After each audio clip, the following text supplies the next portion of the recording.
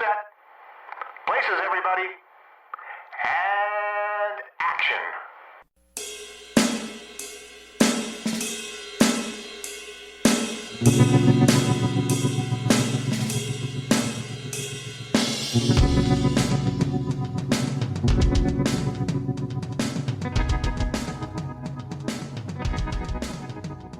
It's time once again for the Hooked on Movies podcast. Our continuation of May the 4th Be With You brings us to Episode 8 from 2017, Star Wars, The Last Jedi. With me are Ken. You're no Vader. You're just a child in a mess. Are you a wrestler? And Ted. Eric, impressive. Every word in that sentence was wrong. I agree. And I'm Eric. And hey, Ted, did you come back to say you forgive me or save my soul? Both. That's good. I figured I'd toss you a bone. Then we draw our lightsabers and fight. Okay. Yes. Well, let's not draw your lightsabers, please. Wrong movie. My Schwartz is bigger than yours. Let's see how you handle it. Well, here we are again, folks. And where can they find us? Everywhere. The Dorkening Network, Facebook, YouTube, X. Under the couch. Under the couch. In your You bedroom. name it. You can't get rid of us. We're everywhere. We're like herpes. Okay. Well, I wasn't going to go there, but all right. We're like luggage. Yeah. So no, we're honestly though we're everywhere. We're on Good Pods. We're on Podbean.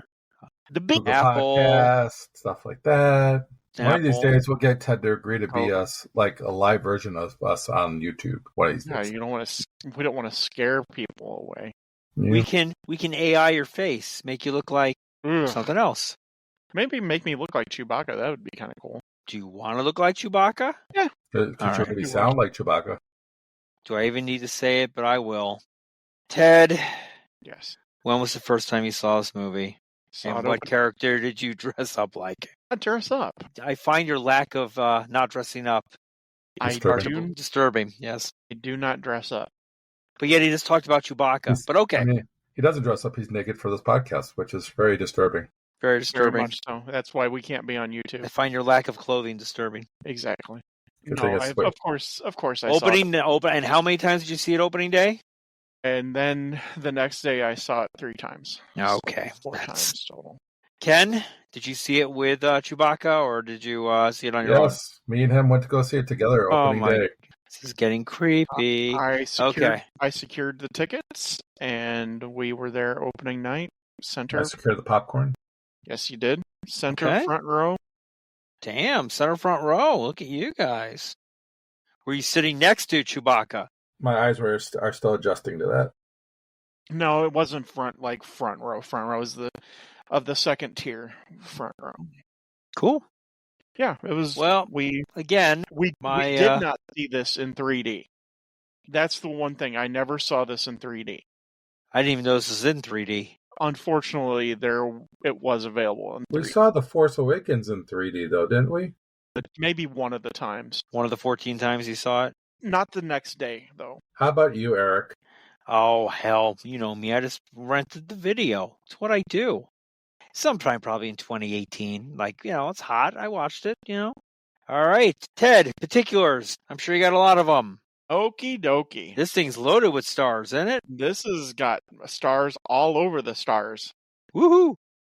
So, Star Wars Episode VIII, The Last Jedi, was directed by Rian Johnson with a screenplay by Rian Johnson. Of course, the musical score was by the incomparable, the amazing John Williams. It has a running time of 152 minutes, making it the longest Star Wars movie. But it didn't feel like it. No, it doesn't. It was released December 15th, 2017. Merry Christmas. It had a budget of $300 million, and it grossed $1.3 billion. Okay, so the Rotten Tomatoes score. The critic score was a certified fresh 91%. This is where I start to hate Star Wars fans. Oh, he's going to lose our audience. Here we go. The audience score was 41%. Wow.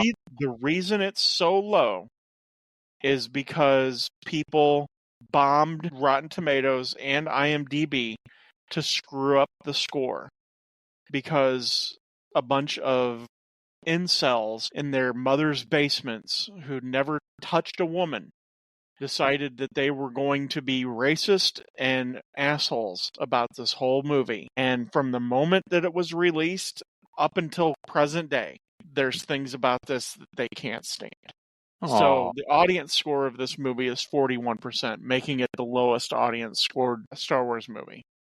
The IMDb rating is not much better with a 6.9. 6.9 is a pretty good score. It's not too bad, but that's because a lot of people had to come back to its defense. Yeah, it's a whole thing. So in other words, you can't dislike this movie, is what you're saying.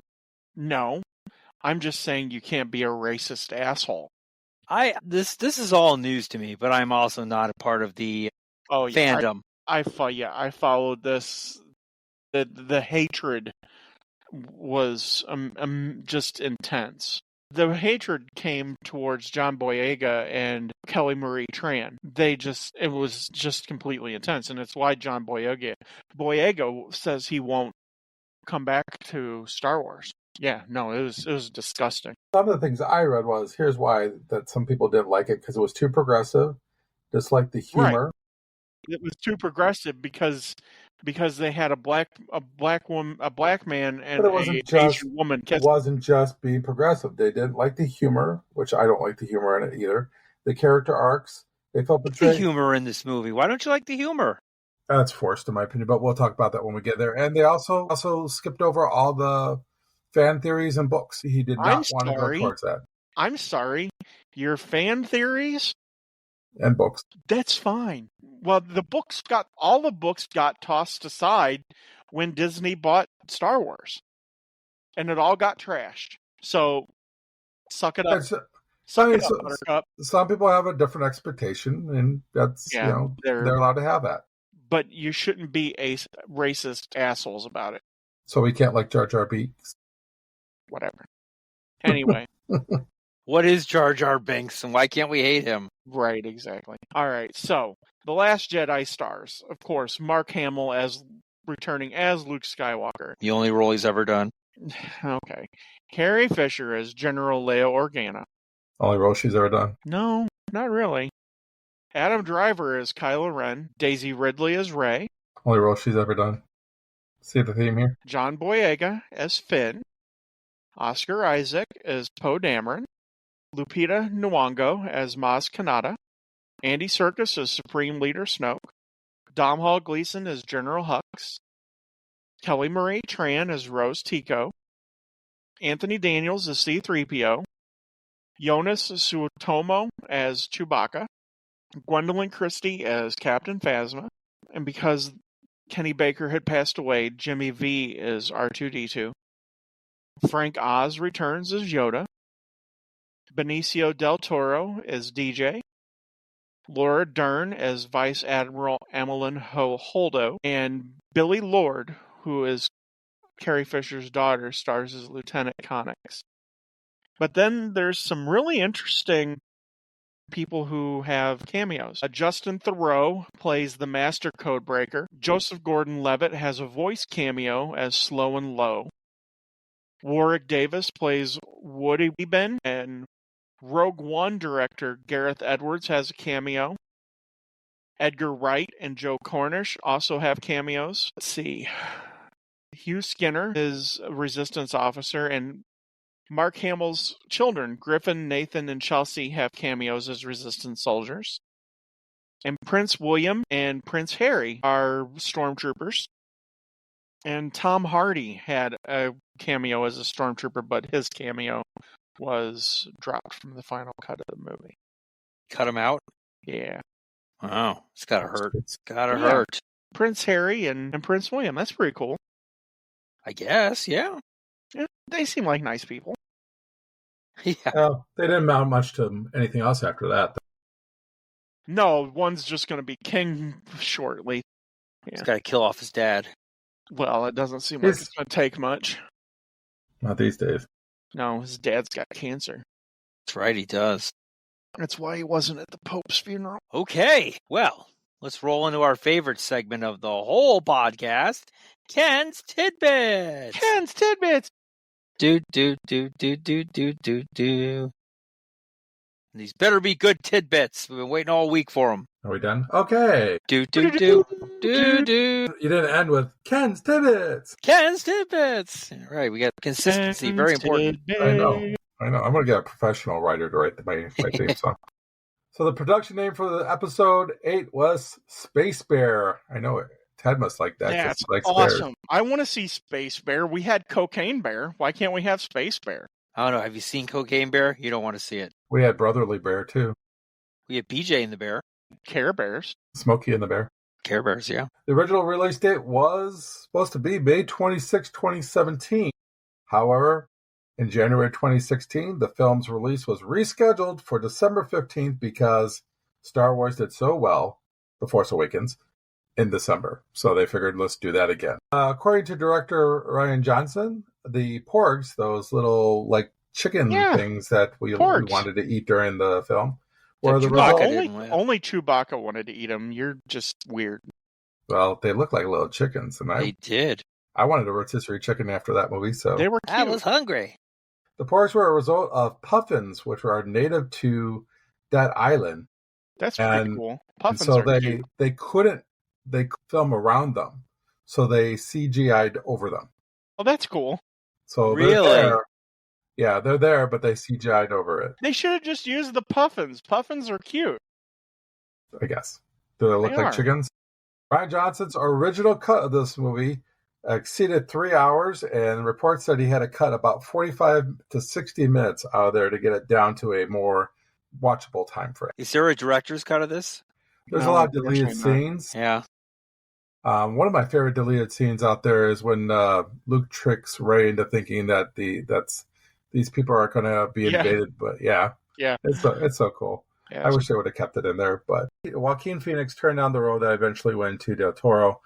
I think that was a good move on that one. So I liked how they did that. The famous line, I have a bad feeling about this, was the first time that it was not used in a Star Wars film. However, Rian Johnson says that BB-8 actually says it in binary code when he's in the X-Wing swing when they're about ready to get that dreadnought out of the way. That makes sense. Binary code. That makes sense. I'll give him leeway on that. You probably went, oh shit, I forgot to put it in. Oh well, BB-8 beeps a lot, so we'll just say BB-8 said it. That's what I'm going to use for tidbits for now because there's going to be tons of tidbits throughout this whole movie. So that's it for Ken's tidbits. All right. Now, Eric's time for the setup. Let's rock. Let's roll on here. Shortly after the Battle of Starkiller Base, General Leia Organa and the Resistance, sounds like a rock band. Ladies and gentlemen, Leia Organa and the Resistance! Thank you. Are evacuating their base when the First Order fleet arrives. Against Leia's order, Poe Dameron leads a costly counterattack that destroys a First Order dreadnought. On Act 2, Rey attempts to recruit Luke Skywalker to the Resistance. Whatever. Under self-imposed exile, Luke refuses to help, believing that the Jedi should end after encouragement from R2. Under self-imposed exile, Luke refuses to help, believing that the Jedi should end. After encouragement from R2-D2, he agrees to give Rey 3 lessons in the ways of the Force. The remaining Resistance escapes into hyperspace, but the First Order uses the device to track them and attacks again. Kylo Ren hesitates to fire on the lead Resistance ship after sensing his mother, Leia's presence on board. But his wingman destroys the bridge, killing most of the Resistance leaders. Leia is dragged into space, but survives by using the Force. While That's not how it works. She doesn't really freeze to death and explode, but that's okay. While Leia recovers, Vice Admiral Holdo assumes command of the Resistance. Holdo. Whatever. Frodo. Vice Admiral Holdo assumes command of the Resistance. Running low on fuel, the remaining fleet is pursued by the First Order. Poe's obsession with destroying a dreadnought against Leia's orders. Yeah, he does seem a little obsessed with that, doesn't he? Yeah, he does. He doesn't listen to Leia. He's focused on one thing, and murder. I almost feel like it's already out of his character from the first film. And this is the problem I have right off the beginning with this movie. You were talking about the humor earlier. And he's like, he's like, I'm holding for Hux. And he's just like, and this is Hux. Yes. This is Hux. Okay, I'll continue to hold. I didn't mind it. Think it was stupid. I believe he's joshing with you. Okay, maybe it is part of his character a little bit, because in the first movie, he goes, who talks first? I talk first, you talk first, But even Ted said he didn't care for that. No, here, it's much worse than even that, because it's just, this doesn't have any place here. It should have been more serious. One, it went on a little bit too long. That I agree to, yes. It was a stalling tactic, obviously. Yes, but obviously, you're right. It did seem it seemed out of place. Yes. But let me ask you guys, since you saw this in the theater, did it get a laugh in the theater? No. Okay. No? It was like a fart. It was like a fart in a church. Yeah, it didn't get a laugh. Okay, so this is also my complaint here. And this is more for Rian Johnson. I'll be perfectly honest. There's going to be a lot of times in this movie when we're talking about this that I'm going to be an apologist against Ken. But this opening sequence, I love the picture, the opening scene of the shoot down towards the ship that happens at the beginning of every Star Wars movie. I think that's really cool, and I actually like Poe flying around the dreadnought and shooting the cannons and everything. I think it's really awesome, and I like the fact that BB-8 has to use all of his different extensions to try to keep the X-wing flying. I think that's kind of funny. That's funny. That comedy was funny. I despise with an unholy passion these bombers. Bombers? Yes. Okay. It is the most ill-conceived, idiotic thing imaginable. Because essentially they're death devices. I mean, I know what they're trying to do. So the original idea for the fights, the starfighter sequences in the original Star Wars was based off of World War II technology. These were not B-52. These things couldn't defend themselves. And if you hit one of them, all of a sudden the bombs explode and throw the rest of the bombs outward to hit the other bombers. It's completely stupid and ridiculous. Not a good design. Visually, it looks kind of cool, though, when the bombs are hitting. I do like that. Yeah, but only one of them hits? And everybody else... A bunch of them hits. A bunch of them hit. Everybody else dies. It's literally the dumbest thing in this entire movie. Well, that's why I'm saying it's against Poe's character to sacrifice his team for... Right, and then his logic was there was a lot of heroes out there today. A lot of dead heroes. And heroes, yeah. Right, rightfully puts him in his place and says a lot of dead heroes. I mean, it is literally the dumbest move possible when they achieved their goal about Poe. Poe in the first movie was never stupid. This was stupid. Exactly. Han Solo was never stupid. This was stupid. I don't care for it. I know what they're trying to do. I know they're trying to set up their hero for, redemption at the end of the movie. I get that, but that's great if this is an introduction to your character to start with. We already know this character from the first movie. This is what I don't like about Rian Johnson's movie here so far. And there are parts in this movie where he rewrites characters. He changes their characters up. They're not the same character from the first movie or from the original trilogy. And that's what bothers me about this movie is his rewriting. Poe is a leader. Poe showed under torture that he's a strong guy. He's never shown in the past to make dumb decisions in the first movie, so why are we allowing him to do it now? Right. Yeah, I have a big problem with this first part of this movie. He's brave. He's brave and cocky like Han Solo. And and sarcastic like Han Solo. So, the comedy between he and Hux is a little funny at times. But this whole bombing thing it really annoys me. Plus, I think it's too much comedy for a tragic event. Because this is a tragic event. Hell yeah, everybody dies. Pretty much everybody dies but Poe. Right. Pretty much. And Poe's a little too excited about that Everybody they won. dying? Leia's back there going, "Gosh, all these people have died." She looks at that screen of all of the planes that are all of the ships that are out there, and almost all of them are red. Poe basically becomes General Patton. It's like he doesn't fucking care. That's actually a really good comparison. That is a good analogy, actually. Yeah, that's really good. Well done, Ken. Well done. I have my moments. So. Yes.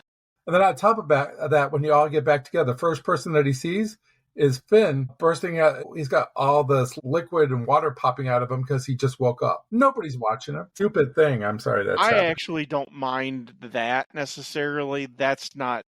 I'm not going to quibble over that. I don't mind that he's wandering a little bit, but I do mind that he's spraying liquid all over. Spraying liquid all over the place. Yeah, that's kind of fun. That's kind of funny. I'm not a big fan of it either. Well, that was actually supposed to be the opening scene. It was supposed to look like a ship, but it centered then directly onto Finn in his Bacta capsule. I mean, then we get to see he wakes up and everything's changed. Because the last time we saw Finn, he was incapacitated by Kylo Ren and almost killed. I think that's okay. I like their first interactions with each other.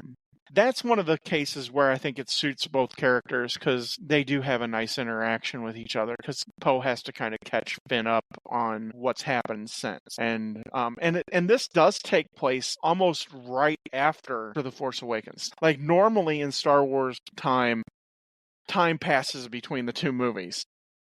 In this one, it's almost back to back, and I like that continuity. Yeah, especially considering like what happened to the Resistance before. Like in the last movie, most of the people that supported them had their planet blown up, so they are feeling kind of alone out there. Now we find out here that they're being tracked. I would like to find out who figured out how to track them. Like, was it somebody that like betrayed the Resistance, and they had a spy that was Carrie Fisher's daughter or something? I mean, it would have been interesting to have that. Based off of the way that Rose Tico's character explains it, it seems like this was something that had been worked on by the New Republic. Yeah, Rose. I get why. Like it's been worked on, and it seems like that the First Order perfected it. And we're able to get it up and running. Like it seemed like that the Republic couldn't get it to work. I get it, but I think it would have been cooler to have that them being sabotaged is better than they found a way to track them. It just adds a little bit more to it. You need to make that Rogue One style movie then. We switched places here because we got we got to go back to find Luke here. Here's the other thing I can't stand. Rey gives him the lightsaber, and the first thing he does, he tosses it behind him. I like that scene, actually. I know. It's a rejection to me of everything that's happened in Star Wars before this. Yeah. I don't like Luke's character for the most part in this movie. Especially after years later and watching Luke in The Mandalorian. His character seeming to grasp. This is after that. So the events of The Mandalorian took place before The Last Jedi. Right. No, I get that. That's a completely different Luke. Luke's broke. Okay. Luke, when I don't know if we need to go Anakin, now. It hurt Obi-Wan immensely, and it broke him for a long time. But, so, I mean, in a sense, we're kind of coming across Luke during that phase when Obi-Wan was in seclusion away from everybody on Tatooine and recovering from losing Anakin. And this is actually a deeper hurt that Luke's going through. Because not only did he lose Ben, his nephew, he lost his pupil. The bigger thing is he feels like he failed Han and Leia. And he's in that recovery phase, and he's not recovered from it. It makes sense. No, Mark Hamill didn't even care for the idea of all this either. Until it was explained to him. No, Mark Hamill, though, is a professional, and he's going to do what's expected of him. He even says to this day he doesn't agree with it. He's never cared for it. He even went on the circuits years later, and said, yeah, I didn't agree with this. Yeah, at the time, but he got on board. No, not at the time. I'm talking about like within recent years, like within the last few years. He still is saying this stuff. He doesn't agree with the arc of Luke, and I don't blame him. And I'm going back to The Force Awakens. Fans expect a certain thing, and when your director or writer goes off on his own tangent and says, "This is what I want to do," and I could give a fuck what the fans want, this is what we get. And this is also J.J. Abrams' fault too, because of the fact that we don't get to see Han, Leia, and Luke together. We want to see the three amigos get back together and do their thing. You said that in the last movie. Yeah, the last movie, that's where the last movie failed. That's why I can't give the last movie, 5 hooks like Ted does, is because it fails the fans in that sense. And it continues to fail the fans here because it makes Luke into a kind of like almost like a little bit of a sniveling baby that goes and hides. It's what he was in Star Wars until he blew up the Death Star. Do we have to go back? Do we have to go? I wanted to go into Tashi Station to get power converters. Okay, so he reverted back to his 17-year-old self, is what you're saying, right? No, or 18-year-old. What I'm telling you is just as his mentor, Obi-Wan Kenobi. Obi-Wan Kenobi went into hiding for 30-some years after losing Anakin. Or 25 years after losing Anakin. It changed him, and he became a hermit on Tatooine. Essentially because Luke is actually kind of dressed like Obi-Wan Kenobi for a reason. He ran away to become secluded. Because he lost his nephew. 2, because he thinks he failed Han and Leia, and because he lost his prized pupil. Don't you think it's weird though that the place that he chose for seclusion is the Jedi Temple, to be close to the Jedi Temple, which is also the place that he wants the Jedi to end. And I don't have a problem with him wanting the Jedi to end. I understand the idea of the light side and the dark side are keeping this thing going on and on for ages. I get that, and that you could have that struggle. But when he finds out that Han has been killed, doesn't care. That I don't necessarily agree with, because you would think that he would want to go and comfort his sister. Exactly. Yeah, I would think so. That is a complaint that is completely valid. His attitude towards leaving the Jedi behind and saying that they need to end, I completely understand. I'm okay with that. And I'm okay with him not wanting to train Rey either. But he should have gone back with them to see his sister. I do like the fact that R2-D2 guilts him in with the hologram. I think that's pretty awesome. True. Yeah. That was low. Yeah. Yeah. I would have loved to see a little bit more R2-D2 Luke interaction and stuff. I would have loved to see Luke get off this planet and go see his sister and tell his sister, no, I'm not going to get involved because the Jedi should be gone, yada, yada. That's what I would like to have seen. A little bit more interaction. Oh, the only character that Han is going to interact with is going to be Rey and Finn. Barely any Leia. He's going to relate to new characters, but not to the people that made the movie with him in the original trilogy. You need to serve up some things for your fans. Now, the one thing I will say about The Force Awakens, there's a lot of fan service. A lot of fan service there. There is no fan service here, barely at all. Rian Johnson is going rogue, and he's doing his own thing. Well, Rogue One was a different movie. The rumor has it that he was promised his own series, and this was going to be setting that up. And we'll talk about that later because we have the ending and all that stuff that, kind of points to those type of things. But no, he was supposed to get a new trilogy. He was supposed to direct a new trilogy set after The Rise of Skywalker. Didn't go that way for him?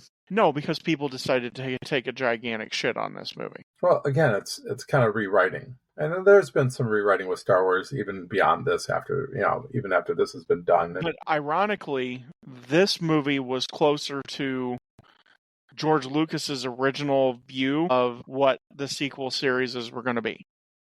Yeah, because Luke was going to be in a secluded area, but he was going to be training another Jedi. A female Jedi. A female Jedi, but he wasn't rejecting the Force.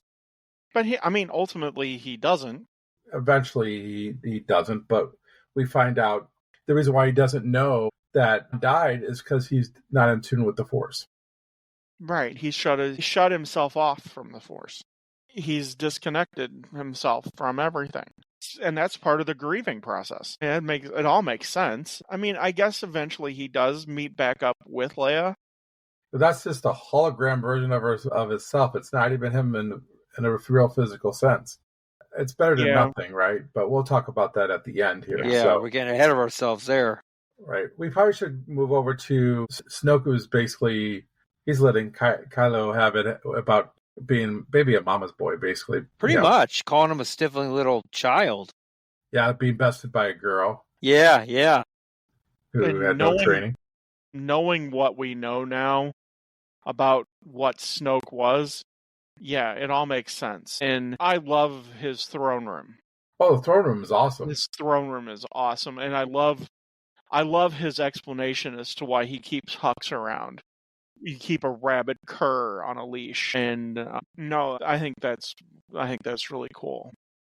Yeah, and I love his Praetorian Guard too. I think this Praetorian Those Guard, are pretty cool looking. Pretty badass. Yeah, they're badass. They're an upgrade from the Emperor's Praetorian Guard, for sure. And I like Snoke in general. I think Snoke in general is... He's an evil bastard. But he has a presence about him that's... Yes. Strong and menacing. And, you need that in your character. And eventually we find out why. Yeah. Yeah, eventually we find out why. But when we saw this movie initially, we were like, what the fuck? Here's the two things. Everybody wanted to know who Snoke was, and everybody wanted to know who Rey's parents were. And Rian Johnson didn't give it to us. And he said no. He said, no, I'm not going to give it to you. You're going to have to wait another movie for it. I love the fact that Snoke says, take that mask off, you Darth Vader wanted.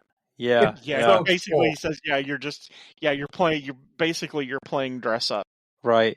And the guy who voices that actor, Andy Serkis, he's so good at doing those those actors, those CGI actors. Yeah, he's so awesome. Good. He's probably the best CGI generated actor out there by far. Yes. Because they actually feel human. He has a way of doing it. He treats Kylo like shit. Like the redheaded stepchild. But it's also calculating because he wants to turn him into something greater than Vader, because at the end of the day, he might be more powerful than Anakin. Even though Anakin might have been the most powerful Force user throughout the entire Star Wars universe, Kylo Ren comes in real close.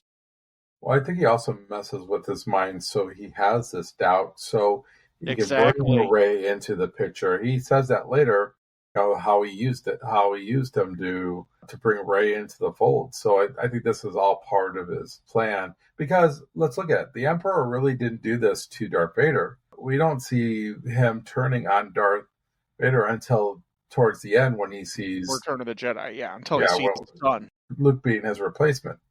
I also think that he knows that there's conflict inside of him. And we see that throughout this movie, that there's still conflict inside of Kylo Ren. Well, yeah, a lot of conflict. Well, because we see that the First Order, like we just said, they track the Resistance and they attack again. And Kylo has the opportunity. Everybody bitched and complained about that too. I have no problem with him not shooting because of his mom. Well, no, that they didn't bitch and complain. They bitch and complain that people tracked them through hyperspace. It's not the most original thing. Like I said, I'd rather have seen that they were able to track them because somebody sabotaged the situation. Put a tracker on them or something. Exactly. Yeah. I would have liked to see that than just develop something that could make them track them. So I could see somewhat of a complaint, but not a full complaint there. But my problem with this whole section here, of course, his wingman, shoots and destroys the leadership on the ship, and the death of Admiral Akbar. Yeah, Akbar is gone. It's a trap. It's a trap. But it's a trap. We should have got one last. It's a trap. Yeah.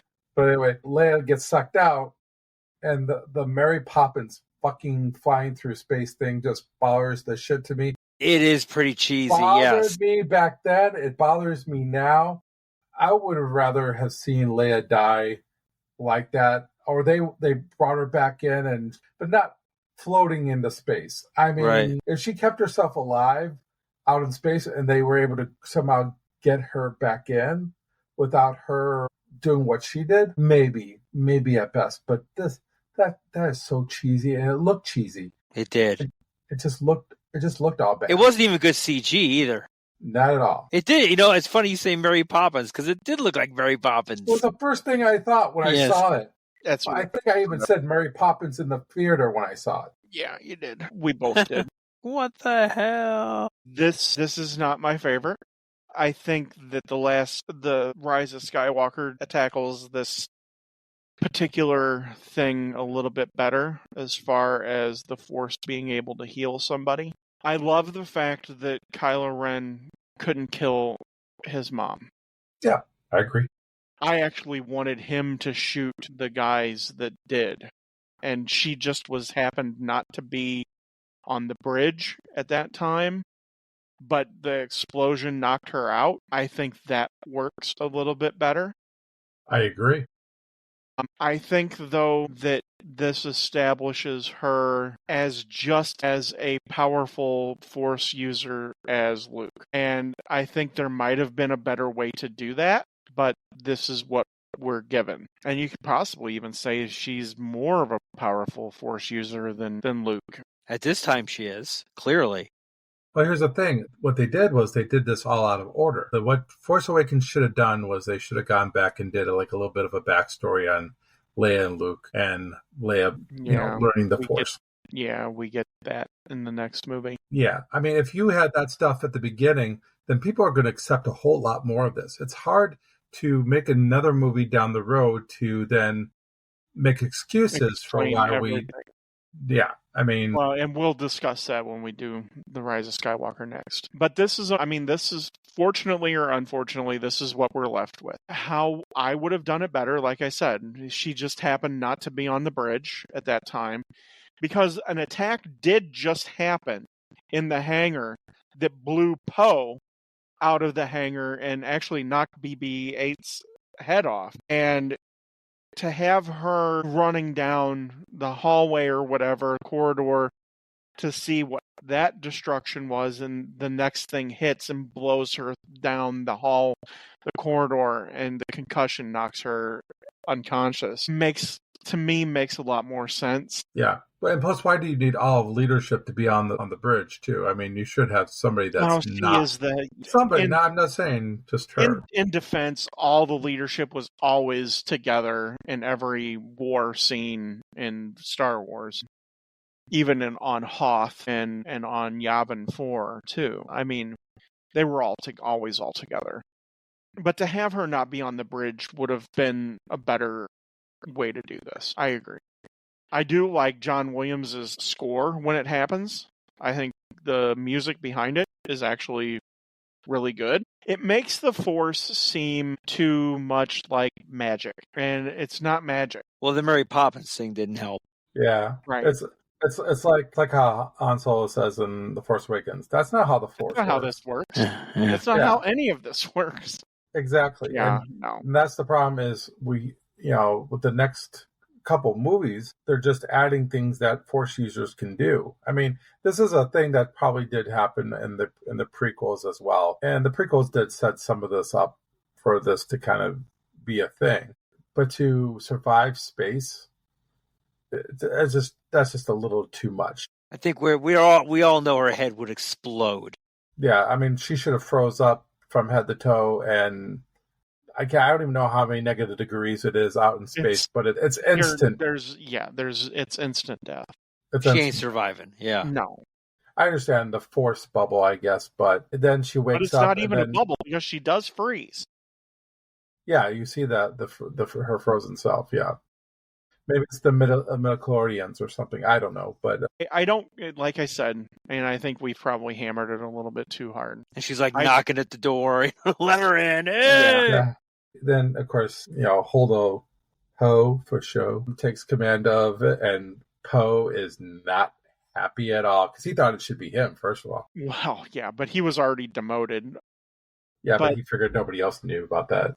I don't dislike the plan that Poe, Rose, and Finn come up with. It's not a bad plan. They just weren't looking at the big picture. It's your typical Star Wars plan. Yes, it is. Exactly. I like Admiral Holdo. Well, Laura Dern, she's... Uh-huh. Yeah. Uh-huh. Even with purple hair. Yeah, that's kind of weird, but okay. It's not really. It works. All we needed was a dinosaur, and then we're all good to go. Nice. No dinosaurs in space. We already saw Leia. No Mary Poppins in space either, but we already saw Leia floating around in space. We don't need dinosaurs floating around in space. The dinosaurs. We had Rathars in the last movie. I love her putting Poe in his place. I think that's awesome. Where she looks captain, right? Not commander. Yeah, right. I dug that. Because Poe he needs some accountability for killing half the fleet. I mean, he needs to be put in his place a little bit. Yeah, but the second half of the fleet that's been killed, who is that on right now? And I think he's trying to stop everything from happening like that. So, but he is also the guy who wants to be the hero. Let's be honest. He he likes the spotlight. I think the problem is, though, if you take the guy who is your best chance of winning and demote him and have him sit on the sidelines and not tell him anything, that's problematic too. I mean, I can understand her saying, hey, this is our plan, but right now you need to sit down on it. But she doesn't even tell him, but she doesn't even tell him that. She knows what type of guy he is. She knows by not telling him what he wants to know. And she likes him. She could like me too. But not telling him, she's got to know that's going to just rile him up even more. I think that's what she's kind of aiming for here, too. One, like a child, he needs to be put in timeout. Mm-hmm. And second of all, she knows that it's going to fuel him to come up with something. And they do come up with something. And it's not a bad plan. It just... we'll talk about it when we get to the next section. So, yeah, it causes him to start to think outside the box and come up with his own plan. Well, why don't we go to the build so we can start tackling some more of this stuff? Yeah, so we can start to talk about more. All right, the build. During training, Rey and Kylo begin communicating through the Force, which puzzles them both. Kylo tells Rey that Luke feared his power. Luke confesses that he momentarily contemplated killing Kylo upon sensing that Snoke was corrupting him, which prompted Kylo to destroy Luke's new Jedi Order. Convinced that Kylo can be redeemed, Rey leaves Ahch-To. Luke prepares to burn the Jedi library, but hesitates. The spirit of Luke's master, Yoda, appears and destroys the library. By summoning a bolt of lightning, he encourages Luke to learn from his failure. That's not how the Force works, by the way.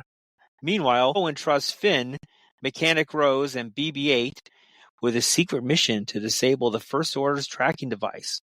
Maz Kanata directs them to the casino town of Canto Bight, where they meet the hacker DJ. Persuaded by the local security, they escape Canto Bight with the help of stable hand children and racing animals. They set free. Finn, Rose, and DJ infiltrate Snoke's flagship but are captured by Captain Phasma. Kylo brings Rey to Snoke, who reveals that he connected their minds to discover Luke's whereabouts. Holdo plans to evacuate the remaining members of the Resistance using small transport vessels. Believing her plan cowardly and futile, Poe leads a mutiny. A recovered Leia stuns Poe with a blaster and proceeds to the evacuation. Holdo remains aboard the ship as a decoy to mislead Snoke's fleet as the others flee to an abandoned base on Crate. DJ buys his freedom by revealing the Resistance plan to General Hux, and the First Order fleet begins firing on the evacuation transports, destroying many. Ordered to kill Rey, Kylo instead kills Snoke and defeats his Praetorian Guard with her help. Rey hopes that Kylo has abandoned the dark side, but he instead asks her to rule the galaxy with him. Refusing, she battles him for control of Luke's lightsaber, bisecting the weapon. Holdo sacrifices herself by slicing through Snoke's flagship at light speed, crippling the First Order fleet. Rey escapes the destruction, while Kylo declares himself Supreme Leader. All hail the Supreme Leader. All hail the Supreme Leader. Rey's training, Luke's concerns about her power, Rey and Kylo's connection, spooky indeed. I did like the connection between those two. I thought that was a pretty cool part of the movie. Yeah, and I like the explanation that we get as to exactly why they have the connection. Sure. Because the true connection is known in The Rise of Skywalker. And Kylo's like, you're not doing this. This would kill you. Right. He even says, you don't have that type of power. Right. True that. I love their connection and Rainbow connection. Yeah, exactly. I do like how they're connected that way and that they do communicate with each other. I do think that it's cool that it's that it's a ruse, but we find out what the reason that Snoke's able to do that in the next movie, because that's not something that you usually could be able to do between Force users. So I love all of the training sequences with Rey and Luke. I love when she reaches out and he grabs the palm frond and he starts tickling her hand and she goes, I feel it, and then he smacks her on the hand. I think that's funny. Yeah. Her description of the Force, though, is stupid. It's not about lifting rocks and stuff. Yeah, that's controlling people's minds and things like that nature. Right. It's really good. Actually, the part that I like the best is they talk for the first time. She comes back in and then they sit by that reflection pool and he tells her the story and about the Sith and the Jedi and why the Jedi need to end. I like his reaction when he goes, you went directly to the dark. I think that's because I think that is more telling about where he is mentally and that he's still not over losing Ben. And so he has that kind of PTSD feel to him like that. And I really do like that. And I also like when she does go down to the dark cave. It's kind of reminiscent of Luke going into the cave on Dagobah. See, this is the thing. Everybody wanted the answers to this as to who her parents were. We know that's what she's seeking. And the fact that we get a whole mirror thing of Rey's, I think is actually kind of cool. And we don't, because Luke didn't get an answer when he went into the cave on Dagobah. He just got a reflection of himself in Vader's mask. Right. It would help if he would said, mirror, mirror on the wall, who's the fairest one on the wall, but it's not necessarily a mirror. Because it's a Disney flick? Exactly. But it's not a mirror that she's looking at. She's looking into that slab, that crystal slab, and that's what she's seeing. Did it frustrate me the first time I saw the movie? A little. Because I wanted an answer. Then I went and watched it again and again, and I've watched this movie quite a bit, and I dig it. No, I understand what you're saying, but again, it comes back to the average watcher. Because you always go by how you watch things and not how an average watcher watches it. So you get frustrated with an average watcher who looks at this and doesn't get it. The thing about Empire Strikes Back, when Luke goes into the cave, it's very obvious what he did. He was, fighting himself per se. This situation doesn't really do that. It doesn't really give it black and white like Empire Strikes Back does. And so people who are, I'm not saying less intelligent, that's not where I will go with this. But what I'm saying, people who are not as invested into these movies like you are going to be frustrated with it because they would like the answer given to them at the time of the movie. I disagree. I am one of those people that is not as I'm not as in tune as probably both you are in these movies. I consider myself more of a casual watcher, and it honestly did not frustrate me. Well, at the same time, though, and that's where I disagree, Ken, because the people who were invested were the vocal assholes. Nerds. What was their complaint? That it wasn't force fed to them.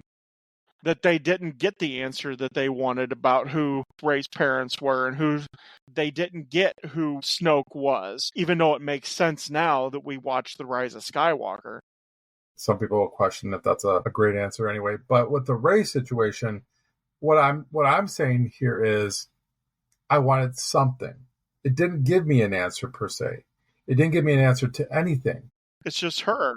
It was just her. She's her multiplied. Which means what? Well, we'll find out in Rise of Skywalker why that's a thing. Okay, because I don't even still know what that is. Okay, so. do you want me to tell you? No, we'll wait till the next movie. Okay. Say it's revealed in Rise of Skywalker, so yeah, we'll put a pin in it and we'll talk about it then. It's probably the most controversial part of the Rise of Skywalker. More controversial than Ewoks? I can't believe it. Yeah.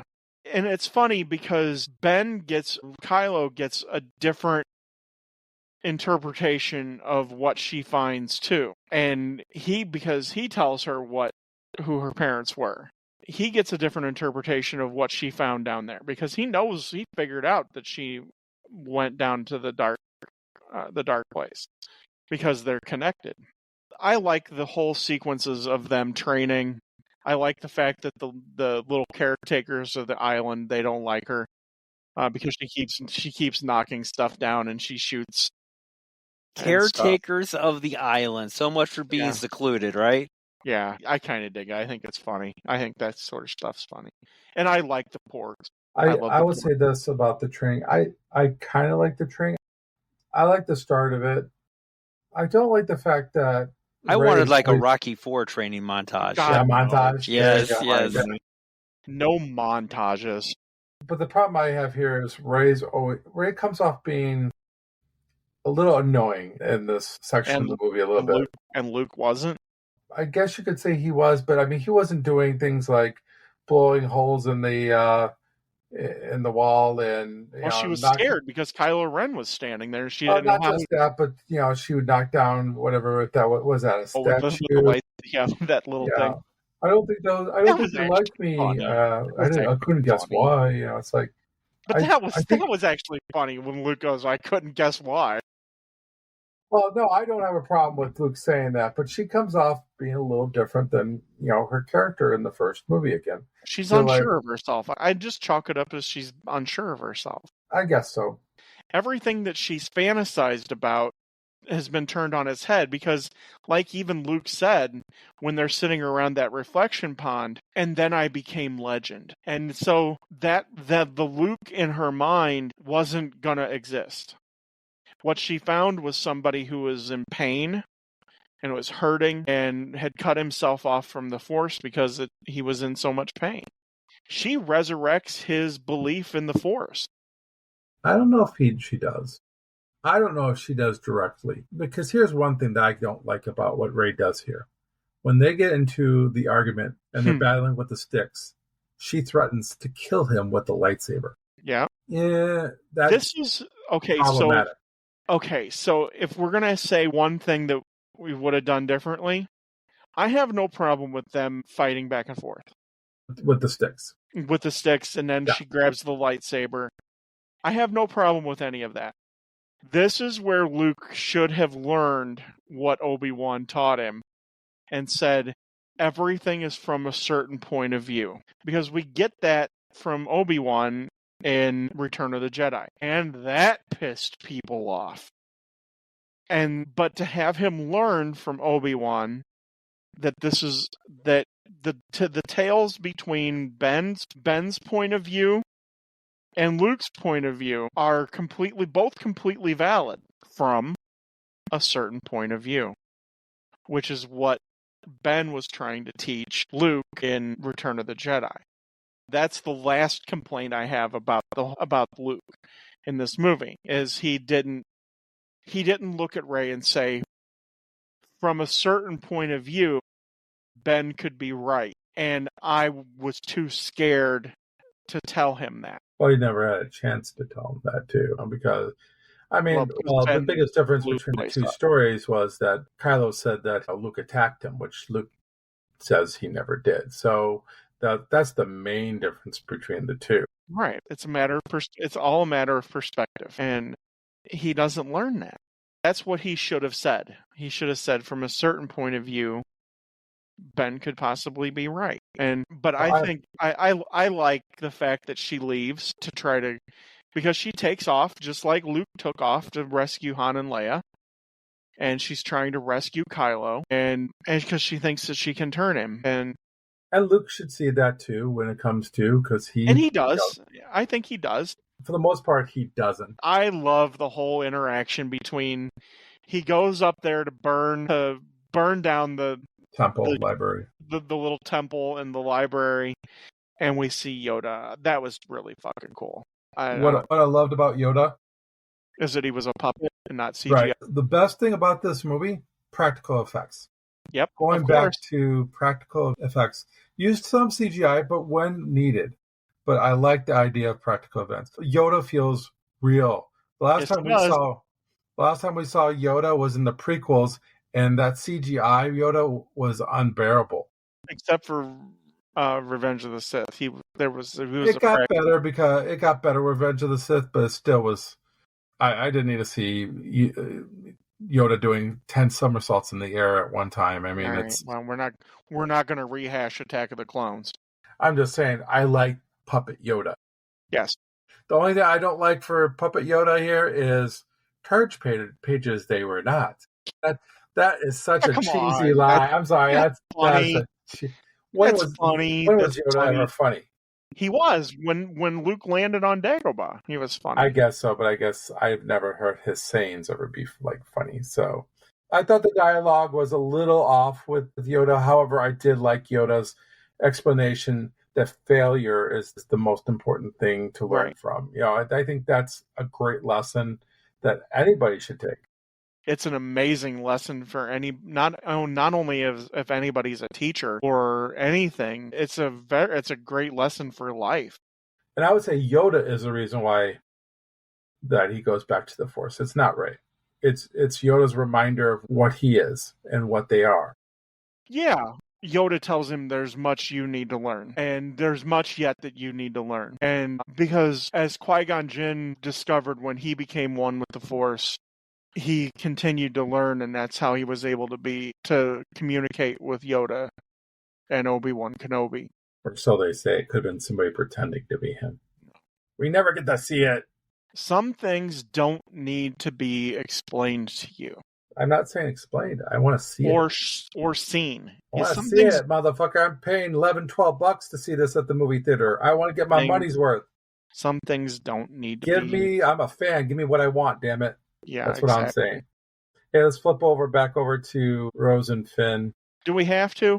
I know this is maybe one of the worst parts of the movie. The whole idea of the casino world, I don't necessarily have a problem with. I don't necessarily have a problem with the kids being almost kind of like slaves, because they need hope, and Finn and Rose represent hope through the Resistance. I don't even necessarily have a problem with the animals that are used as racehorses. I actually think they're kind of cute. What do you have a problem with? Because you just told us what you don't have a problem with. There's just something about the way it all goes down that I don't care for. I don't like the fact that their ship gets blown up because they park it in the wrong place. They shouldn't look like outsiders, and they feel like outsiders running around trying to find the guy with the gold, with the flower to bloom. I just don't like the way that it's... I think why they feel like they're outsiders, this is more like a high rollers club. This is not a... Yeah, so have them dressed up like... Where are they going to get the duds? Where are they going to get the duds from? Feels like it's a Casino Royale, kind of a James Bond feel. You're right. They completely stick out like sore thumbs. At least give them an opportunity to be able to fit in something. Like have them have a contact inside this casino where they can get higher quality clothes. Well, this is where I think an opportunity was missed, because Maz should have been in this movie. Maz should have been the code breaker. I agree. I don't know why they need it. As much as Del Toro, I like him in this movie. He's fine. But There's a reason why you introduced us to the Maz character in the first place. She should have been running a cantina on this. Right, in the casino or something. Exactly. I have no problem with them fucking shit up in this place because all these guys are a bunch of asshole playing both sides of the fence, making billions of dollars, which is I won't even get into the political bullshit that goes for, because I mean that's an indictment of America's stance during World War I and World War II. I mean, I do like how he shows Finn that the guy who's selling the arms, he's selling them to both sides of the fence. Yeah. So it's all about, again, point of view. Who's the good guy? Who's the bad guy, right? Exactly. It all fits, and it would have fit so well for Luke to tell Rey from a certain point of view. Yeah, but I think they wrote 3 books called entitled from a certain point of view, retelling New Hope, Empire Strikes Back, and Return of the Jedi. Yeah. I mean, come You're on. probably the only one that read those books. But anyway. No, they're actually really popular. I never even heard them until just now. But I will say this, though. Well, if you did, I wasn't listening. What I would say here is that I get too much of prequel vibes during this section of the movie. It just feels like we are transported back to the prequels because it's all clean and it's all glittery and all that other stuff. It can be rich and hoity-toity. It should feel more like Maz's cantina in The Force Awakens. Yeah, it should feel real. And it should feel like something that someone would go to that is a arms dealer that's selling on both sides of the fence, right? It does, like Eric said, like Casino Royale from 007. Yeah, mm-hmm. It did. It just feels off. The whole section just feels a little off. That's my complaint. The only funny thing that I do like the little guy going up and putting coins in BB-8. I think that's BB-8 using those to shoot the cars. I don't like that. I don't like that. It's Vanderbilt. Yes, and I think that's Warwick Davis. Yeah, okay. He had the part. Yeah. But yeah, no, I think that's funny. That's like my favorite part. And Ken Jeong has in this whole scene too. The comedian from The Hangover. But I don't know. It feels off. This whole thing feels off. I love Benicio del Toro's character. I like him. I just wish we got more of him. In the next film. Unfortunately. Or at the end of this movie? Yeah, something to like a redemption, because he plays himself to be a decent guy, especially when he's trying to her metal pin and then gives it back to her. And gives it back to him, make him look like he's a decent guy, and then he turns on him and gives him the information. And why even bother bringing Maz back in here if you're not going to really use her? Right. It's like a throwaway scene. It just doesn't make sense. It would have made sense for Maz to run a cantina style place on this planet. It's in her character. And she could have said, hey, right now I had this, but there's a guy who's gambling down on the street. Maybe not even at her place, but she knows the place where it's at. Yes. But I don't know. I still think that she should join the group.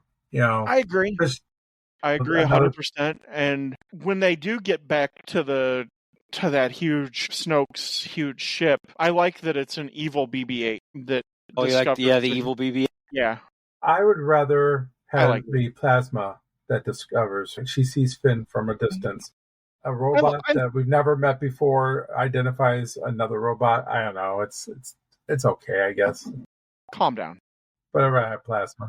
Evil BB-8 is cool. I like the black BB-8, and I love the fact that the reason he discovers it is because they put a trash can over a BB-8. I think that's pretty funny. The other thing that everybody got their panties in a wad over was the fact that the resistance ships are running out of gas. Because nowhere in Star Wars did it ever talk about them needing to get gassed up. Well, how did you think that they ran? On, fairy dust? This isn't Peter Pan. They have to run on something. So yeah, it makes sense that they're losing energy. The thing that I don't necessarily like is and you could borrow it from Star Wars and say it was like the warp drive has been drained from too many hyperspace jumps or something. yeah, whatever. It's such a I'm sorry, I didn't see a Shell gas station out in the middle of nowhere. Yeah, exactly, right? So I mean, come on. It's a stupid thing to bitch and complain about. I don't have a problem with it. Yeah. The thing that I don't understand is the fact that these ships can't be manned. There's no autopilot. So the one guy has to get blown up with the ship. Apparently. That kind of sucks. I mean, sucked for him. I mean, we also lose Hodo. But that is a very cool way to die. DJ turns and gives them the information, and they start to kill the resistance guys who are going down to Crate. And Holdo, though, the scene between Laura Dern and Carrie Fisher when they say goodbye to each other is one of the best scenes in the movie. It is a very good scene. It is. They should have made out. Wow. Anyway, you didn't get a lover's vibe out of that? No, I think did not. They were just. Really, I got more of a sister's vibe. Yeah, maybe that's why Han left. No. Yeah, they got a Ross. He had a Ross from Friends a moment where his wife went to another woman. Anyway, it might work. Anywho. Anyway, we're running out of time here, so I think we should go back here and talk about Kylo and Snoke and Rey and that whole ordeal. First of all, Rey giving herself up voluntarily. Not, hey, let's meet at a disclosed location and talk about it. No, let me go to your ship because I'm sure everything will be hunky-dory if I land on your ship. And because she has to know that he's not in charge on his ship. It's Snoke, first of all. We don't even know if he's second or third in charge. I don't have a problem with that so much because I love this whole interaction. I love Snoke playing with her and toying with her and finally getting the information out of her head. But we get the ambiguous part here about Ben finally being sick of Snoke's shit, and he kills him. Yeah, and what a way to kill him too. Oh, yeah, you think he's sick of Snoke shit, or does he? Yes. Is he in love with Rey? I think he feels more. I think he's more sick of Snoke shit. He's sick of Snoke shit. He feels a connection to Rey. He can't kill her though. That's right. He possibly has some feeling toward her. I think it's a strong feeling towards her. Yeah. I mean, he connects with her with his shirt off earlier in the film, so I think he wants to show her the goods. Kind of like Ron Burgundy. All right. So, invite her to the gun show and show her the goods. I'm kind of a big deal. Yeah, very big deal. So, but this whole fight scene between Rey and Kylo and the Praetorian Guards is my favorite part of the whole movie. Yeah, I would agree. The background catches on fire and you see space out there. I think all of that is so well done and so set up perfectly. It's so cool. By the way, does Rey actually give up the info that Snoke needs? Yes. I didn't. So he knew where Luke was? Yeah, he forces it out of her, for lack of a better word. I have a problem with Snoke being able to do that because what we find out what Snoke is later on, he should not have power like the Emperor or any of the Force users that we've seen up to this point. No, it makes sense that he has the power to be able to just force it out of her because he's more powerful than Kylo Ren because she was able to thwart his ability to get the stuff in the Force Awakens. So somebody had to get it out of her. And I'll talk about it more when we get to the next movie for the explanation of who Snoke really was, but it doesn't play out very well. Stay tuned, folks. Stay tuned. The explanation is bad in the next movie if you're going to believe that Snoke is all powerful. This whole section I think is done immensely well. I like very it. much. Just her giving herself up. I mean, I know Luke gave himself up to Vader, but that was also he gave himself up on the planet, not on the Death Star itself. So I think it's a little bit of a different situation. But you're right. The fight scene is amazing. Them working together to defeat the guards is really cool to watch. The one problem I do have is after Holdo pulls her maneuver where she jumps to light speed through Snoke's ship. Yeah. And the Phasma Finn battle is cool. I don't mind that at all. The problem I have is BB-8 running an AT-ST. How does BB-8 get into it? That's true. You have to suspend reality a hair. Maybe he flew up there like R2-D2 did in the prequels. No, he does not. BB-8 does not have. He has those long arms. Whatever. I don't care for it. I kind of think it's kind of stupid. And I disagree with you with the battle between. I felt like, first of all, Plasma was very underused in the trilogy. Yes, very much so. And to see this battle, there wasn't enough hype for this to happen. I feel like I needed to see Plasma be more badass throughout the movie. Plasma just keeps on fucking up when it comes to Finn, up to this particular point. She underestimates him all the time, that's for sure. Yeah. I just wish I would have seen Plasma do some things that were just like downright evil, right? But she doesn't. No. And no, we don't get good character build on her. So when we get to this point, it's a fight, but for me it's a fight for fight's sake. It's not. It's more of a revenge thing from Force Awakens. For revenge for what? Her treating him like shit. Yeah, but he locked her up in the garbage heap, didn't he? Yeah, he and Han did. Not saying that they're equal, but we just had a great fight scene. The problem with having back-to-back fight scenes, no, you're right. It's just it's a letdown. Yeah, it's a letdown. Exactly. If you gave it some time in between, like if you had this happen, at least 15 minutes before, then maybe it could happen, or 15 minutes after. But there's just too many fight scenes here towards the end of the movie, and one of them is going to fail here, and it's this. Yeah, no, I agree. I agree with you, but I don't. It's not going to be. I don't damn the movie for it. It's not. I don't like the BB-8 shooting the AT-ST. It's weird. I like everything that BB-8 does. BB-8's awesome. Well, BB-8 is awesome. I just don't think that he should be shooting an AT-ST. It doesn't make sense. We need to finish this sucker up. I agree. All right. BB-8 frees Finn and Rose. How? We all know. They fight and defeat Phasma and join the survivors on Crate. When the First Order arrives, Poe, Finn, and Rose attack with obsolete speeders. Boy, are those things obsolete. Rey and Chewbacca draw TIE fighters away in the Millennium Falcon, while Rose stops Finn from sacrificing himself. The First Order penetrates the Resistance fortress using a siege cannon. Luke appears and confronts the First Order, allowing the surviving Resistance to escape.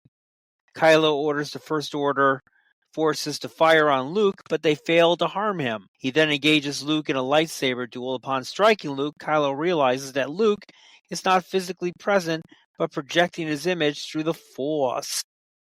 Rey helps the remaining Resistance escape on the Falcon. Exhausted, Luke dies peacefully on Ahch-To, becoming one with the Force. Rey and Leia sense his death, and Leia tells Rey that the Resistance can rise again. At Cantu Bight, the stable hands recount the story of Luke Skywalker. One of them moves a broom with the Force and gazes into space with the little ring he's got on. So cute. I love Crate. It's so amazingly shot. It's like a Hoth kind of place, isn't it? Except it's salt. Yeah, it's supposed to be an echo of Return of Empire Strikes Back. I think I love seeing the old original Star Wars / Empire Strikes Back technology that they take the covers off of. What do they have? Like abandoned bases all over the universe? It's pretty much, yeah. But in the Empire Strikes Back, it does mention that they've been hopping around different places. So yeah, I mean, I think it's amazing. I love the drastic colors between red and white. I think that plays really, really well. They do that throughout the whole movie because you have the red in Snoke's throne room. Right. So yeah, right. I think it's really good, and I think that they portray the finality that everybody feels inside when they get inside and they realize that this is the end. And you really get the feeling that all hope is lost. So when you do see Luke come in, it feels miraculous. And it's like, how did he get here? I like this whole thing. When I first saw the movie, the only thing that I thought, if there is a complaint, I don't like the speeders that they use. because they're basically useless. They can't fire at anything. All they do is what? Drag salt? Is that all they do? Right. Yeah. I don't get it. I thought that the ship that was going to shoot the TIE fighters was going to be Benicio del Toro's character. Ah. That's what I thought it was going to be. I like the fact that it's Rey and Chewie, of course, and the Porgs that Chewie rescued. That's a little overkill for me a little bit. Of course it is, because you have no heart. Porgs are cute. They are cute. They're fun. They're fun. Especially my smoker. Stop it. But I think this whole section right here is cool. It really has that. It has that echo feeling of Empire Strikes Back.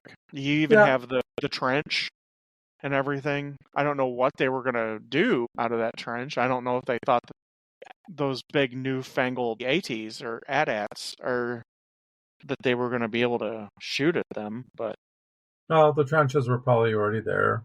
It's not like they had time to dig those trenches. They all had weapons. They weren't going to be able to destroy them. I mean, we had trenches in Empire Strikes Back, so it's probably just a nod to that, too. Yes, so very true.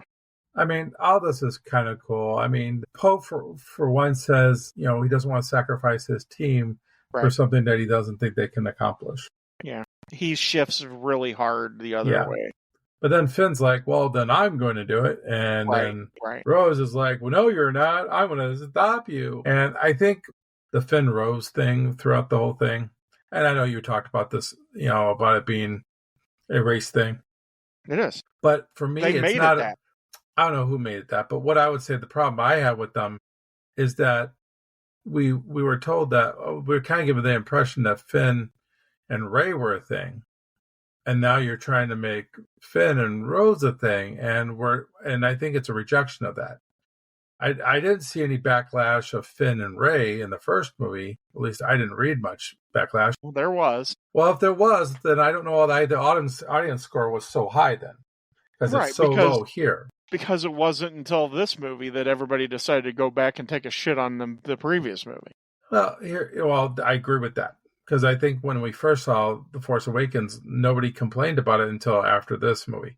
Because I do think this movie doesn't live up to what the first movie promises. I know you're like, well, who cares who cares if you get the answers you want? You're not going to get them. It's too bad. Just enjoy the movie. But that's not always how we want it to be. We want to get some answers. This movie, unfortunately, creates more than it resolves answers. And some of those questions that were given in the first movie, they never get answered, but I just think the Finn Rose thing is a little bit forced. There should have been more of a connection because she obviously has more of a thing for him than he does for her until they kiss. And then that shifts.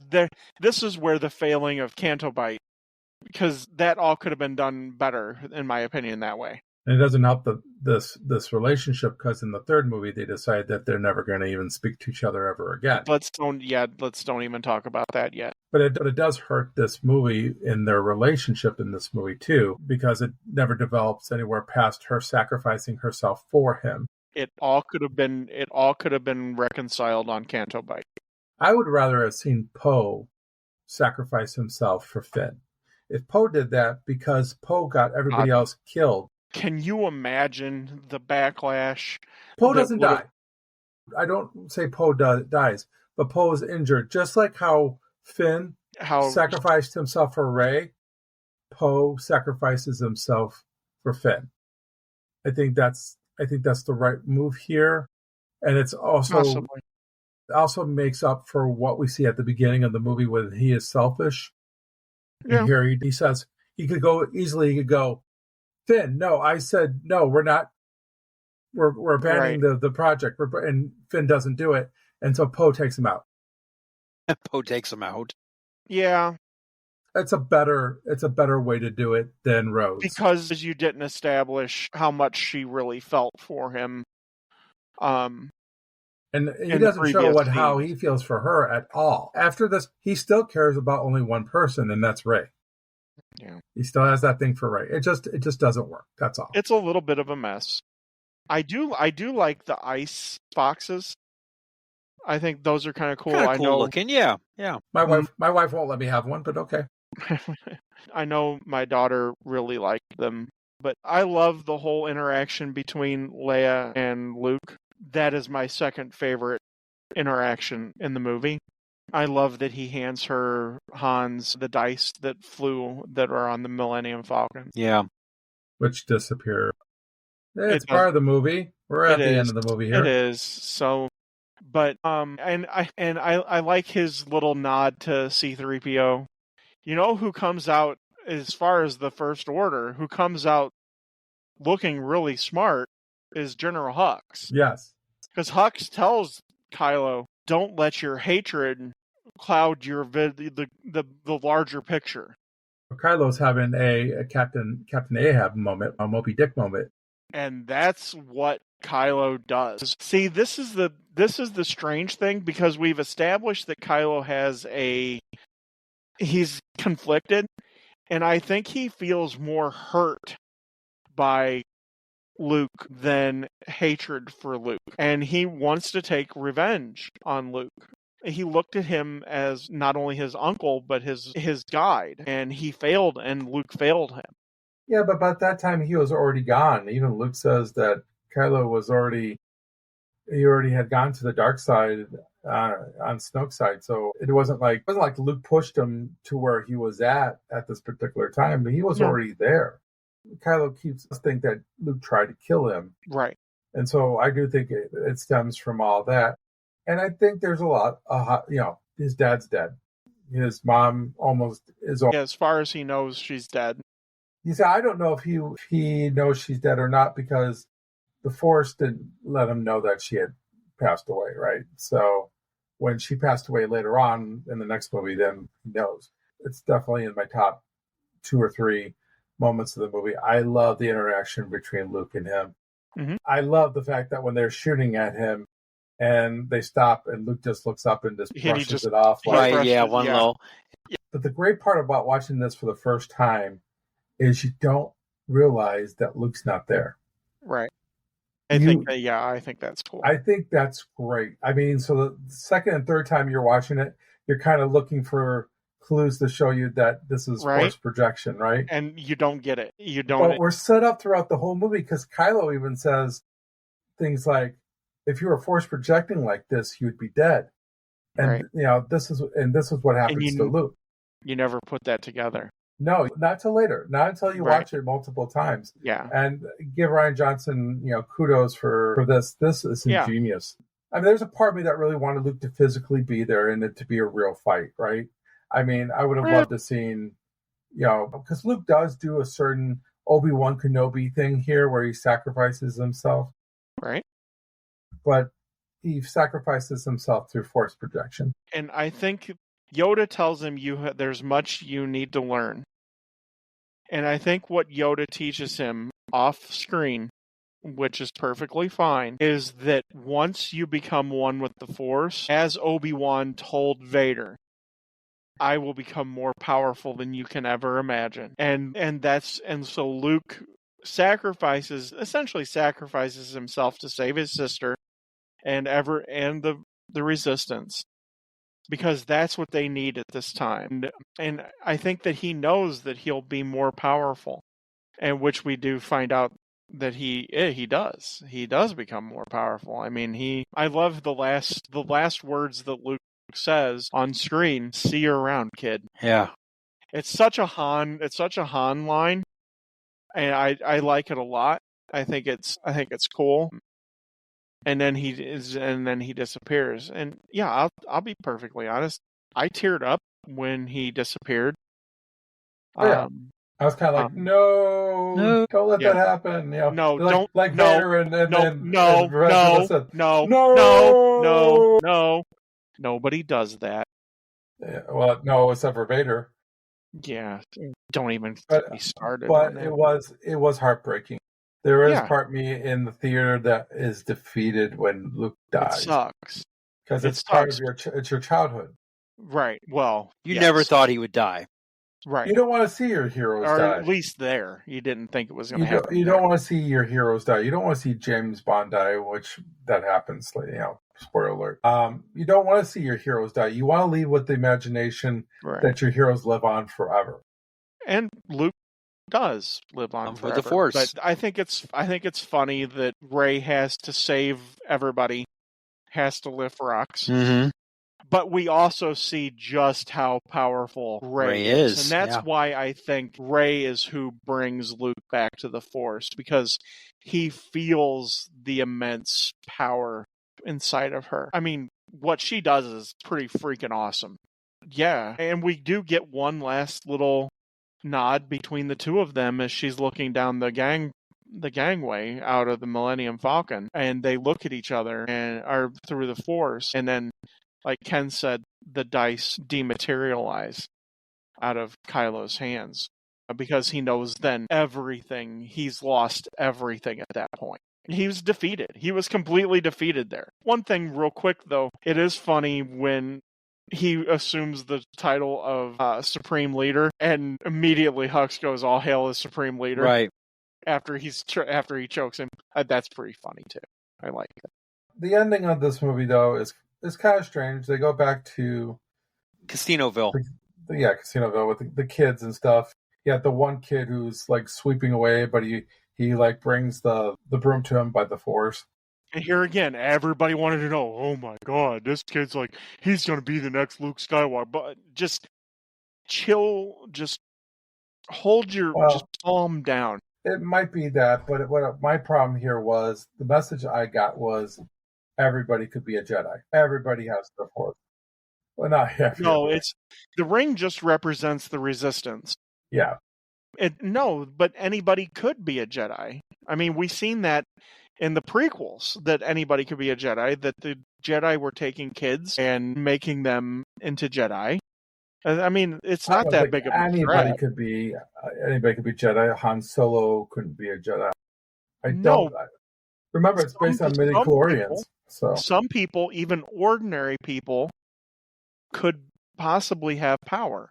It's perfectly fine. It's perfectly fine. It's all mental. It's all mental. None of the other movies done it, and none of the other movies since have done it, or TV shows have done it. So they did. The whole prequels, the whole Jedi, all of the younglings. All the younglings were just ordinary kids?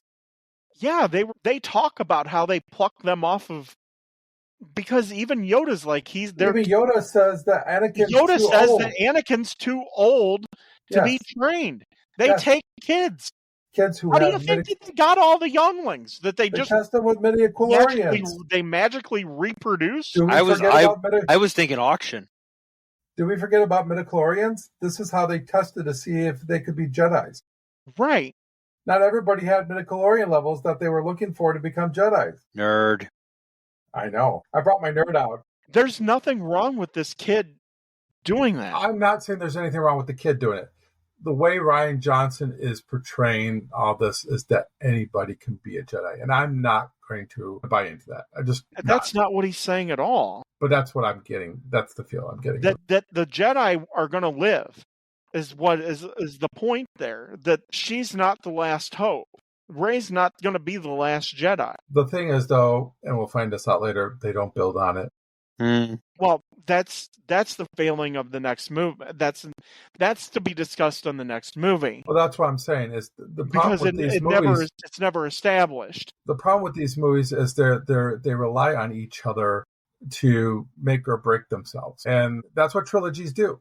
Here's one question: did Yoda tell Rey to take the Jedi books? No, because she has the Jedi books in the Millennium Falcon. Yeah, I just think she took them. We do see that. We do see that. I think she takes them for her own training because she knows Luke isn't going to do it. That sounds about right. That's why. And Yoda knows that. Yoda knows that the books are gone. Yeah, I think so too. But, Page turners, they're not. I want to get a copy of it, though. I want to be a Jedi. I'm too old, though, ain't I? You are too old to be a Jedi. You're too old. Too old for training. My mind is telling us that we need to go to the reviews. Okay, let's go to the reviews. Ken, since you want to go to the reviews, you lead off. I've kind of trashed the movie here and there, but in general, I like the movie. I mean, good average Star Wars movie is better than no Star Wars movie at all, in my opinion. There are things that I struggle with throughout this whole movie. The storyline of Luke, he gets redemption at the end of the movie, so I like how Luke comes back at the end, and I think he got the right person. But where was Yoda during all those years where he could have just gotten Luke back on track? Why did he wait till the last minute? I just feel like Rey, Poe, and Finn's characters are not the same type of characters that we fell in love with in the first movie. Poe is a totally different character than he was in the first movie. Rey is not as enjoyable. Finn probably out of the three comes out being the closest to what we saw in the first movie. There's the battle scenes are great. The cinematography is awesome. The score, of course, is amazing. Yes, I cried when Luke died, and because you have the famous John Williams score there and the sunset and everything, like Luke was looking out at his hometown. The New Hope, yeah. Yeah, it was a New Hope recreation. One thing I liked about what Rian Johnson did here was whereas J.J. Abrams rehashed a lot of things from A New Hope, I thought that Rian Johnson did a better job of paying homage to things like The Empire Strikes Back. He didn't copy exactly what happened from that movie to this movie, but he knew how to pay homage. So there's some things that I really enjoyed that he did. These are not as bad as the prequels. I'm not a big fan of the prequels. Revenge of the Sith is good until the end. So on that note, I'm going to give it 3.5 hooks. I'll watch it again because it's Star Wars, but it's no original trilogy, and it's not even as good as The Force Awakens. So 3.5 hooks for this movie. Okay. Well, for me, this is a lighten up Francis moment. Everyone calm down. It's a good watch. It's a fun movie. 4 hooks. End of discussion. Ted, you're up. Okay, so the more that I've watched this movie, the more it's endearing to me. I can look past the things that I don't like about it, and Ken is 1,000,000% correct. Even a suboptimal Star Wars movie is better than no Star Wars movie. I think because we're living in that era right now where Star Wars movies keep getting delayed and pushed off. Thank you, Kathleen Kennedy, for all of that. I would have liked to have seen Rian Johnson get his trilogy and set it in another time, in another part of the Star Wars universe. I think Rian Johnson did a good job here. Are there complaints? Yes, there are things that I don't care for in this movie.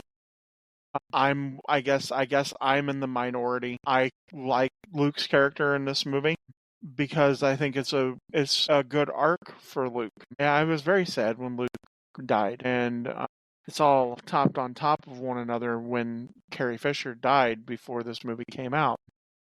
That made the scene between Luke and Leia even more heart-wrenching. Like Ken said too, the echoes of Empire Strikes Back they run throughout this entire movie, and I think that Rian Johnson does a good way of capturing those echoes and putting them on film.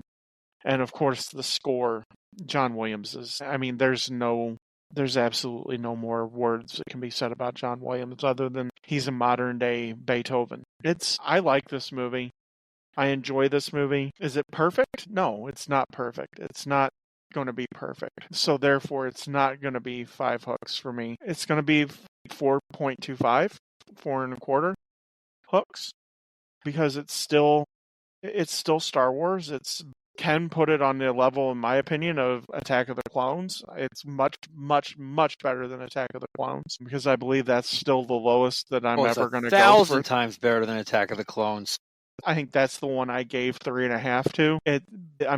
It's so much better than that, but it's still not terrible. And I think a lot of the problems that people have with this movie is that what you're going to see in the next movie is a gigantic seesaw of this, and they go hard the opposite direction instead of just sticking with the plan. And this is where I have a major problem with Kathleen Kennedy. Hey, and on that note, I was going to say, Ted, what is our next movie? The next movie is the final movie in the Skywalker legacy, all 9 movies. This is the culmination of Star Wars Episode IX, The Rise of Skywalker. Wrath of Khan. Wrath of Khan. No. Is William Shatner in this one? No. No. He should be. No. Damn it, Jim. I'm a McCoy, not a Skywalker. No. Dear God in heaven. All right. Well, that's all the time we have for this episode of Hooked On. May the Force be with you, and see you at the movies. See you next time on Hooked on Movies.